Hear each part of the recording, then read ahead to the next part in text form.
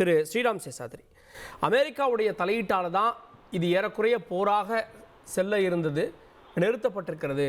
America எந்த வகையில் தலையிட்டிருக்கு அப்படின்ற கேள்வியும் முன்வைக்கிறார். அனைவருக்கும் வணக்கம். இந்த ப்ரோக்ராமின் மூலமாக நமது டிஃபென்ஸ் ஃபோர்ஸஸுக்கும் இந்த நாட்டை ஆளும் பாரத பிரதமர் அவர்களுக்கும் மிகப்பெரிய நன்றியை உறுத்தாக்குகிறேன். இது ஏன் சொல்லாம நம்ம போகக்கூடாது என்பது என்னுடைய முதல் கட்டமாக இருக்கு. ஐயநாதன் என்ன சொல்ல வர்றாருன்னா, ஏன் சண்டையை நிறுத்தினீங்கன்னு கேட்கிறாரா? எதுக்காக சண்டை நிறுத்தினீங்க? இன்னும் சண்டை போட்டிருக்கலாமே. சண்டை நடக்கும் போது ஊரு முழுக்க டீஎஸ்கலேட்னு சொல்லிட்டு ஹேஷ்டாக் போட வேண்டியது. அப்புறம் நிறுத்தின விருப்பாது எதுக்கு நிறுத்தினீங்கன்ட்டு. சார், தேர் ஆர் இந்த டிப்ளமேட்டிக் ரிலேஷன்ஷிப்போ இல்லை இந்த மாதிரி ஒரு விஷயங்கள்ல நீட் டு நோ பேசிஸ்ன்னு பல விஷயங்கள் இருக்கு. அனைத்துமே அனைவருக்கும் தெரிய வேண்டிய அவசியம் இல்லை என்பது இது ஒரு ராஜரீகம் புரிந்தவர்களுக்கு தெரிந்த விஷயம். எல்லாத்தையும் பேசுற விஷயத்த நேரடியா சொல்லிட்டு நாகரிகம் அநாகரிகம் அதெல்லாம் பேச வேண்டாம். நான் கேட்கறது என்னன்னா, சில ராஜரகசியம் சொல்ல முடியும் கேக்குறாரு சார். அது நான் பேசும்போது குறுக்க பேச வேண்டாம். நான் பேசும்போது குறுக்க பேச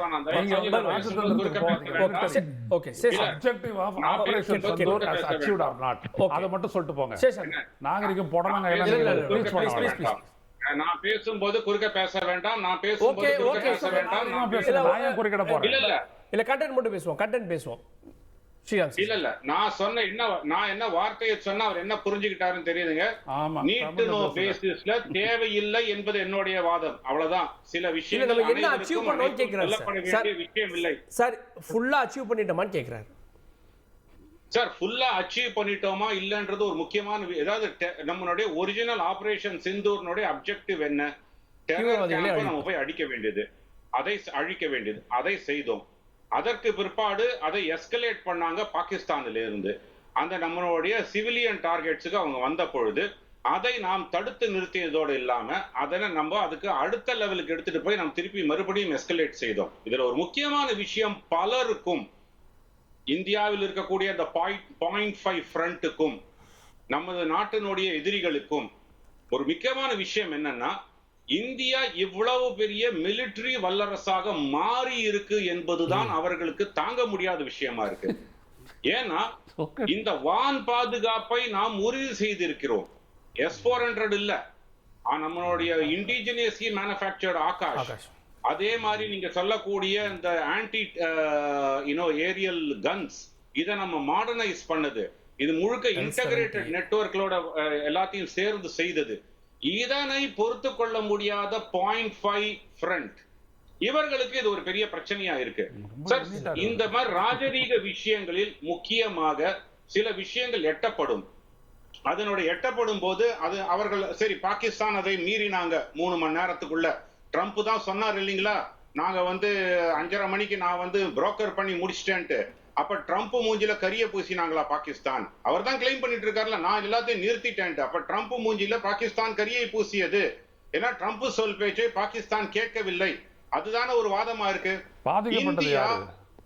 இந்தியா ஒரு வெளிநாட்டினுடைய இது பைலேட்டரல் இன்ஃபர்மேஷன், பைலேட்டரல் விஷயம். இதனை நாங்கள் மத்தியஸ்தம் செய்வதை விரும்பவில்லை என்பது ஜெய்சங்கர் அவர்களும் இந்த பீரியட்ல சொன்னாங்க. ஃபாரின் செக்ரட்டரி அவர்களும் சொன்னாங்க. இன்றைக்கு பிரதமர் பேசும்போது அதுதான் சொன்னாங்க. இது பைலேட்டரல் விஷயம். இப்பொழுதும் பாகிஸ்தானுடன் பேச்சுவார்த்தை நடத்த வேண்டும் என்றால் 2 விஷயங்கள் தான். தீவிரவாதத்தை எப்படி அவர்கள் கைவிடுவது, காஷ்மீர், பாகிஸ்தான் ஆக்குபை காஷ்மீரை எப்படி ஒப்படைப்பது. இன்றைக்கும் இண்டஸ் வாட்டர் ட்ரீட்டி அபயன்ஸ்ல தான் இருக்கு. அதை நாம் கைவிடவில்லை. அது நாம் கையிலே தான் வைத்துக் கொண்டிருக்கிறோம்.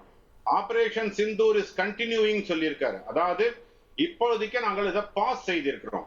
டிஜிஎம்ஓ வழியாகத்தான் இந்த மாதிரியான ஒரு கான்வர்சேஷன் நடக்கும். முதலில் ஒரு ராணுவ இது வரும்போது இந்த ஹாட்லைன் மூலமாக தான் நடக்கும்.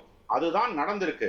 ட்ரம்ப் அவர்கள் பேசினாங்க, ஜேடி வான்ஸ் பேசின போதெல்லாம் கூட நாம் எதுவும் செய்யவில்லை. 3:35 மணி மதியம் டிஜிஎம்ஓ அவர்கள், பாகிஸ்தான் டிஜிஎம்ஓல இருந்து அவர்கள் கோரிக்கை வைத்தார்கள். எங்கள் நாட்டிலிருந்து நீங்க தாக்குதலை நிறுத்துங்கள் அப்படின்ட்டு. அவர்கள் ரிக்வெஸ்டட், அந்த வேர்டை நம்ம புரிஞ்சுக்கணும். அவர்களுடைய ரிக்வெஸ்டின் பேரில் நாம் அதனை ஒப்புக்கொண்டோம்.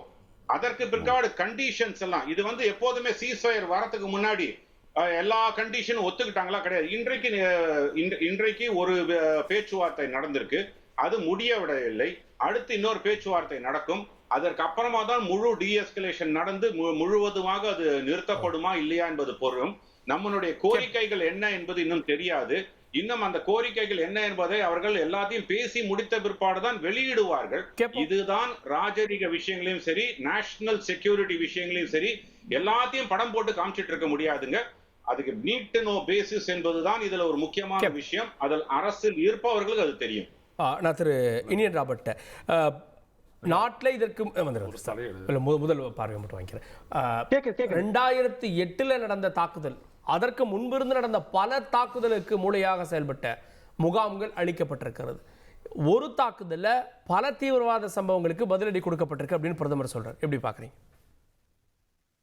இல்ல, அதை வரவேற்கிறோம், அதை நாங்க மறுக்கிறதுக்கு எதுவும் இல்லை. ஆனா நான் எதை நினைவுபடுத்த விரும்புறேன் அப்படின்னா, உங்களுக்கு பெஹல்காம் தாக்குதல் 22ஆம் தேதி ஏப்ரல் நடைபெற்ற பொழுது அன்றைக்கு பிரதமர் சவுதி அரேபியால இருந்தாரு. அந்த பயணத்தை ரத்து பண்ணிட்டு காஷ்மீருக்கு கூட போகாம பீகார் பிரச்சாரத்துக்கு போனாரு. டெல்லி வந்தாரு. டெல்லியில பாதுகாப்பு ஆலோசகர்லாம் அழைச்சி பேசி பிரச்சாரத்துக்கு போயிட்டாரு. பாகிஸ்தான் விசாவை ரத்து பண்ற சில முடிவுகளை எடுத்துட்டு அப்புறம் அடுத்த நாள் தான் பீகார் போறாரு.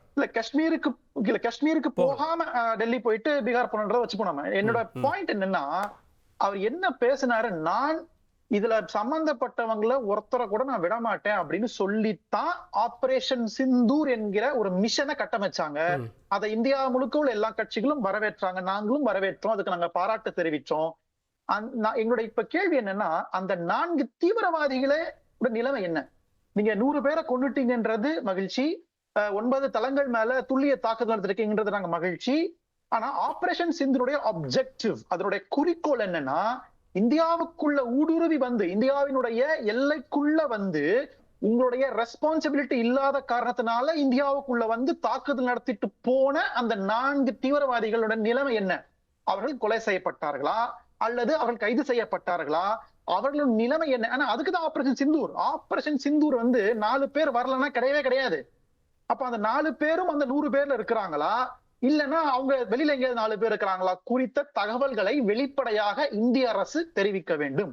ஏன்னா ஒட்டுமொத்த இந்த 26 அப்பாவி பயணிகளுக்கு, இந்த சுற்றுலா பயணிகளுக்கான நீதி அப்போதான் நிலைநாட்டப்படும். அதுக்குதான் நாங்க ஆதரவு கொடுத்தோம். அவங்களுக்கு மூளையா செயல்பட்டது, அவங்கள வளர்த்தது எந்த அமைப்பு? அது மட்டும் இல்ல, ஒரு தீவிரவாத அமைப்பை சொல்றாங்க, அதை தாண்டி 3 தீவிரவாத அமைப்புகளுடைய நிலைகளை அழிச்சிருக்கோம். இந்த நோக்கம் பறந்துபட்டது. லஷ்கர் தாய்பா, ஹிஸ்புல் முஜாஹிதீன் போன்ற 3 அமைப்புகளை, ஜெய்ஷ் இ முகமது போன்ற அமைப்புகளுடைய அந்த தளங்களை அழிப்பதாக சொல்றாங்க. அதை நாங்க வரவேற்கிறோம், நாங்க அதை மறுக்கவே இல்லையே. ஆனா நாங்க என்ன கேட்கிறோம், இந்தியாவினுடைய எல்லைக்குள்ள வந்து உங்களுடைய பார்டர் செக்யூரிட்டி போர்ஸ் தோல்வி, உங்களுடைய இன்டெலிஜென்ஸ் தோல்வி, உங்களுடைய ரா தோல்வி எல்லாத்தையும் தாண்டி இந்தியாவுக்குள்ள வந்துட்டு போன அந்த 4 பேரை சார்ந்த தகவல்களை எப்பொழுது நீங்க இந்திய மக்கள் கிட்ட கொடுப்பீங்கன்ற கேள்விதான் எங்களுக்கு முதல்ல இருக்கு. ஒரே நிமிஷம், அந்த தகவலின் அடிப்படையில தான் அந்த 4 பேர் யாரு, அவங்க வீடு எங்க, அவங்க வீட்டை இடிச்சதுல இருந்து அந்த தகவல்லாம் எடுத்து அதனுடைய ஆணிவேரை தானே சார் பழிச்சிருக்காங்க. இல்ல என்னோட கேள்வி ரொம்ப ஸ்பெசிபிக்கா இருக்கு. அந்த 100 பேர்ல 4 பேர் இருந்தாங்களான்றதான் என்னோட கேள்வி. அந்த 100 பேர்ல 4 பேரும் இருந்தாங்களான்றதான் கேள்வி.